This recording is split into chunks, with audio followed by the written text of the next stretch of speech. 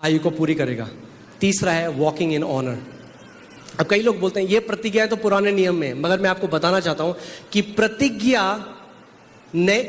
हम नए नियम में भी पुरानी नियम की प्रतिज्ञाओं को क्लेम करते हैं। जैसे साम 23, साम 91, प्रतिज्ञाएं नहीं बदली हैं, कवनेंट बदल गई है, परमेश्वर की प्रतिज्ञा आज भी हमारे लिए है। आमेन। देखिए निर्गमन में क्या लिखा है, तू अपने पिता और माता का आदर करना, जिससे जो देश तेरा परमेश्वर यहोवा तुझे देता है उसमें तू बहुत दिन तक रहने पाए। अपने पिता और अपनी माता का आदर करना। आज डिसऑनर रैम्पेंट हो चुका है। अनादर जो है ना, आज वो टीवी प्रोग्राम्स बनते हैं जिसमें एक दूसरे को बुलाकर उनका अनादर करते हैं और लोग हंसते हैं। कई लोग हैं जिनको बिग बॉस, उनके घर में हमेशा बिग बॉस चलता रहता है और उनका घर भी बिग बॉस बन जाता है कुछ टाइम में, क्योंकि what ever you behold you become. आत्मिक सिद्धांत है, जो कुछ आप टकटकी लगा के देखते हो वो आप बन जाते हो। आमेन। सो हालांकि ये पुराने नियम की प्रतिज्ञा है, मगर देखिए जो अपोस्टल जिसने ग्रेस का सुसमाचार दिया वो क्या कह रहा है, वो इसी को कोट करता है इफिसियों की पत्री में और लिखता है अपनी माता और पिता का आदर कर, यह पहली आज्ञा है जिसके साथ प्रतिज्ञा भी है कि तेरा भला हो और तू धरती पर बहुत दिन जीवित रहे। आप कितने लोग यहां पे जीवित रहना चाहते हैं बहुत दिन तक? अपने माता पिता का आदर करें। इसलिए नहीं कि प्रॉपर्टी मिलेगी, इसलिए कि वो माता और पिता है।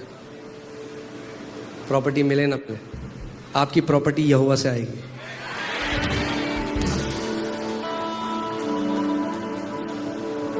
आमीन। जब आप उनका आदर करते हैं, आदर करने का मतलब ये नहीं है कि आप हमेशा हर रोज गिफ्ट लेके जा रहे हैं। आदर करने का मतलब जब आप उनके बारे में सोचते हैं, आपके दिल में क्या आता है, कौन है वो आपके लिए। जब आप उनके बारे में सोचते हैं, क्या आपका दिल उस आदर से भर जाता है, उस तरस से भर जाता है कि आप सोचते हैं उन्होंने हमारे लिए कितना बलिदान दिया। एक बहन मेरे पास आई, बोली पास्टर आपको नहीं पता मेरे पापा के बारे में, वो पियक्कड़ है, वो दारू पीते। मैंने कहा बाइबल में ये नहीं लिखा अपने पिता का आदर कर अगर वो पियक्कड़ ना हो, लिखा है अपने माता पिता का आदर कर, फुल स्टॉप। वो कैसे भी हो, अगर वो माता पिता हैं तो वो आदर के योग्य हैं। आपने सुना नहीं, मैंने कहा था अगर वो माता पिता हैं तो वो आदर के योग्य हैं। फर्क नहीं पड़ता कि वो कितने परफेक्ट हैं और कितने इम्परफेक्ट हैं, क्योंकि वो माता पिता हैं। परमेश्वर कह रहे हैं अपने माता पिता का आदर कर। और ये स्पिरिचुअल पंच, जो बच्चे अपने माँ बाप को कर्स करते हैं बहुत, उनकी लाइफ कट शॉर्ट हो जाती है। ये प्रिंसिपल है। आप ऐसा जीवन जी सकते हैं जिससे आपका जीवन लंबा हो, और आप ऐसा जीवन भी जी सकते हैं जिसका आपका जीवन छोटा हो जाए। आत्मिक प्रिंसिपल है। डिसऑनर जो है, डिसऑनर में जीना, ये लाइफ शॉर्ट कर देता है लोगों की। बहुत ही डेंजरस है। समय नहीं है कि हम सारी चीजें आपको बता सकें, बट मैं आपको जल्दी से टिप्स दे रहा हूं। फोर्थ है गार्डिंग योर माउथ, अपने मुंह की चौकसी करना। कितने लोग लंबा जीना चाहते हैं? बोलो परमेश्वर मेरे मुंह पे ताला लगा दे। दाऊद कहता है आमीन। क्योंकि जैसे जंगली घोड़ा होता है जिसके ऊपर क्या बोलते हैं उसको, हाँ, लगाम। जैसे जंगली घोड़े के ऊपर लगाम लगाना मुश्किल है, कई लोगों की जीप उस जंगली घोड़े से भी ज्यादा भयंकर है। आमीन। क्योंकि जो कोई जीवन की इच्छा रखता है, और ये पतरस कह रहे हैं नए नियम में, जो कोई जीवन की इच्छा रखता है। कितने लोग यहां पे जीवन की इच्छा रखते हैं? हाँ, आमीन। जो कोई जीवन की इच्छा रखता है और अच्छे दिन देखना चाहता है, देखो सरकार तो नहीं ला सकती अच्छे दिन, मगर आपकी जीभ जरूर ला सकती है।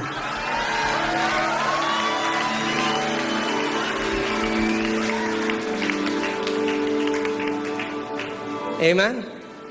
भैया हमें नहीं पता क्या क्या हुआ, कोई भी सरकार है, हम तो फलते फूलते गए हैं। मैंने आपको क्या कहा, आपकी ब्लेसिंग किसी सरकार से नहीं आती, परमेश्वर से आती है। क्योंकि यीशु मसीह सिंहासन पर विराजमान है। उसने कहा है आप ब्लेस्ड हो, आप आशीषित हो सारी आशीषों से। आमेन। सो कितने लोग अच्छे दिन देखना चाहते हैं? और जो अच्छे दिन देखना चाहते हैं वह अपनी जीभ को बुराई से और अपने होठों को छल की बातें करने से रोके रहें। अपनी जीभ को बुराई से। कैसे? परमेश्वर कनेक्शन है आपके जीवन में। अच्छे दिन और आपके जीभ से जो वचन निकलते हैं उसमें कनेक्शन है। कई लोग समझते नहीं इस बात को। खुद अपने जीवन से गलत बात बोलते हैं, फिर बोलते हैं परमेश्वर ने ऐसा हमारे साथ क्यों किया? परमेश्वर ने नहीं किया, आपकी जीभ ने किया। आमीन। वह बुराई का साथ छोड़ें और भलाई ही करें। वह मेल मिलाप को ढूंढे और उसके यत्न में रहें। मैं आपको आज एक और बात बताता हूं। जो पीस मेकर हैं, आप शायद इस बात को नहीं जानते, मगर जो पीस मेकर है, जो जब आप देखते हो दो लोगों में झगड़ा हो रहा है, आप मेल मिलाप करने वाले जो होते हैं कि ये प्रभु का घर है, आप मेल मिलाप कराते हो। आपका इतना बड़ा ऑनर है परमेश्वर की नजर में, क्योंकि आप वो ग्लू हो जो दरार को ढकता है।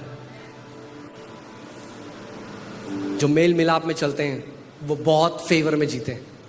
अब देखो परमेश्वर का वचन क्या कहता है, नीति वचन 6:2 में, तो तू अपने ही मुंह के वचनों से फंसा। किसके मुंह के वचनों से? क्या लोग कहते हैं पास्टर जी आप नहीं जानते, मेरी सास मेरे बारे में इतना बोलती है, या सास बोलती है मेरी बहू, पता चला सारी सासें नाराज हो जाए मुझसे, या मेरे बॉस ये बोलते हैं, या दूसरे लोग आपके बारे में क्या बोलते हैं उससे फर्क नहीं पड़ता। आप अपने बारे में क्या बोलते हो उससे फर्क पड़ता है। आमीन। तो तू अपने ही मुंह के वचनों से फंसा और अपने ही मुंह की बातों से पकड़ा गया है। कैसे पकड़े गए आप? अपने ही मुंह की बातों से। इसीलिए बी केयरफुल व्हाट यू से। कई लोग अपने बच्चों को श्राप देते हैं, बोलते है नालायक है, नालायक है, फिर बाद में कहते अच्छे मार्क पता नहीं क्यों नहीं है। अरे जिंदगी भर तो तुमने बोला है वो नालायक है। परमेश्वर ने तो लायक भेजा था स्वर्ग से, तुमने बोल बोल के नालायक कर दिया उसे। मैं आपको बताना चाह रहा हूं कोई बच्चा नालायक पैदा नहीं होता, क्योंकि बच्चे, बाइबल कहती है, यहोवा की देन है, वो गिफ्ट है परमेश्वर से। यहोवा नालायक गिफ्ट नहीं देता, वो अच्छे गिफ्ट देता है।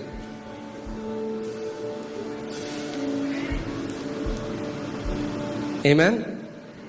जीभ के वश में, मैं आपको एक जल्दी से टेस्टमनी बताता हूं। एक बच्चा था, उसके स्कूल में उसको बुलाया और बोला आपका बच्चा सबसे ज्यादा स्टूपिड बच्चा है।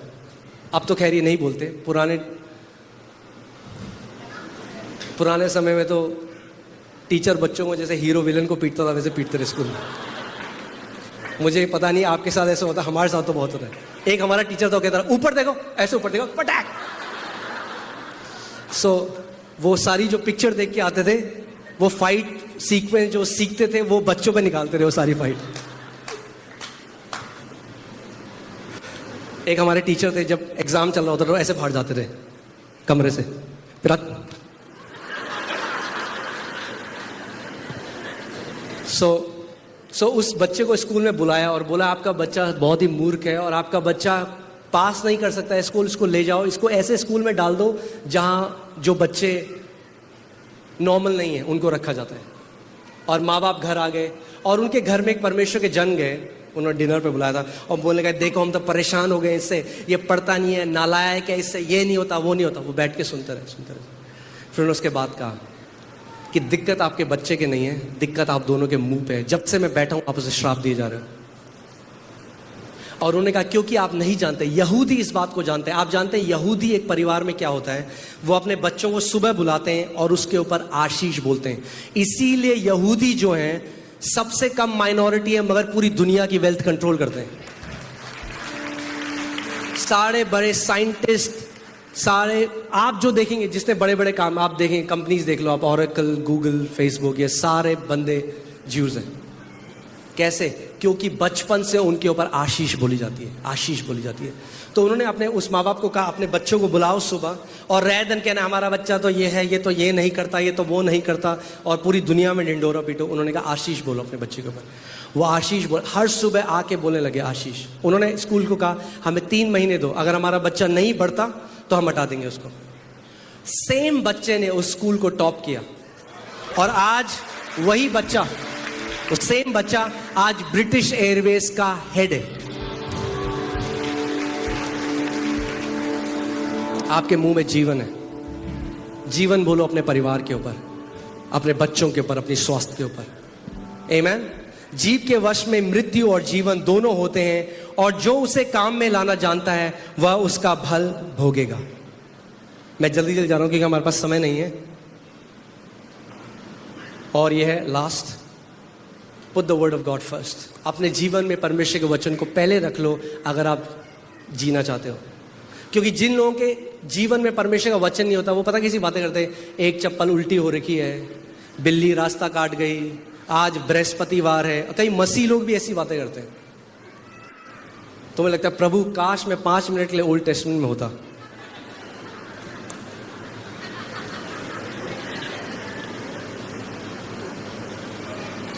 आमीन। कितने मसीह हॉरोस्कोप करते हैं, झाड़ फूक करने भी जाते हैं कई मसीह लोग। एक सीक्रेट झाड़ फूक कमरा बनाना पड़ेगा हमें ऐसे मसीहों को। ओके, यीशु ने उत्तर दिया, लिखा है मनुष्य केवल रोटी ही से नहीं परंतु हर एक वचन से जो परमेश्वर के मुख से निकलता है जीवित रहेगा। यानी अगर डॉक्टर ने आपको एक वर्डिक्ट दिया है आप ज्यादा जिंदा नहीं रहेंगे, अपने मुंह को परमेश्वर के वचन से भर लो, वो रिपोर्ट बदलने वाली है यीशु मसीह के नाम में। आमीन। हे मेरे पुत्र, मेरे वचन ध्यान धरकर सुन।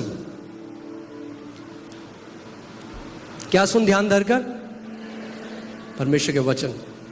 और अपना कान मेरी बातों पर लगा, इनको अपने आंख की ओट ना होने दे वरन अपने मन में धारण कर, क्योंकि जिनको वे प्राप्त होती हैं, जो प्रतिज्ञाएं जब आपको प्राप्त होती हैं, वे उनके जीवित रहने का और उनके सारे शरीर के चंगा रहने का कारण होती हैं। हालेलुया। आइए हम सब खड़े हो जाएं। आमीन।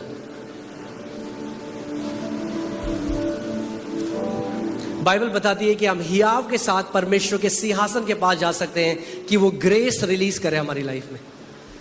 आप जानते हैं जो ग्रेस परमेश्वर का है वो ऐसा नहीं कि एक बार ही आ गया, वो वेव्स की तरह हमारे जीवन में आता रहता है। It's fresh grace every time. और हम प्रार्थना करेंगे कि एक फ्रेश ग्रेस, एक फ्रेश अनुग्रह प्रभु रिलीज करे, long and sickness free life. बोलो दीर्घ आयु और बीमारी मुक्त जीवन।